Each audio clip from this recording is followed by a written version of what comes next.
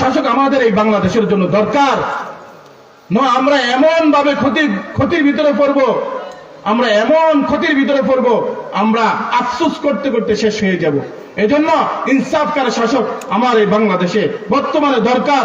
আল্লাহ তাআলার কাছে বেশি বেশি কান্দাকাটি করে দোয়া করার দরকার, মালিক আমাদের জন্য একটা ইনসাফকার শাসকের ব্যবস্থা করে দেন। তো প্রথম ক্যাটাগরি যারা আল্লাহর আরশের ছায়াতলে স্থান পাবেন, এক নাম্বার হলো ইনসাফকার শাসক। ইনসাফকার শাসক, হ্যাঁ, ন্যায়পরায়ণ শাসক। আমরা সকলেই ক্যাটাগরিতে হতে পারবো না, আমরা সকলেই এমপি মন্ত্রী হতে পারবো না, আমরা সকলেই চেয়ারম্যান হতে পারবো না, আমরা সকলেই মেম্বার হতে পারবো না। কিন্তু আল্লাহ রাব্বুল আলামিন আমাদের প্রতি কত দয়া, মালিক আমাদের প্রতি কত মহাব্বত, আমাদের প্রতি কত ভালোবাসা।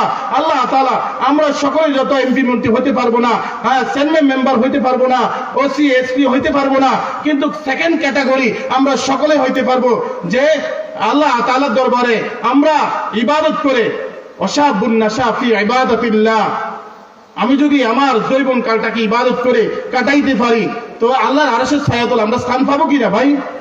অবশ্যই পাবো। এজন্য রাসূল সাল্লাল্লাহু আলাইহি সাল্লাম বলেন, ইগতারিম খামসান ক্বাবলা খামসিন, শাবাবাকা ক্বাবলা হারমিক, ওয়া সিহহাতাকা ক্বাবলা সুকমিক। অসুস্থ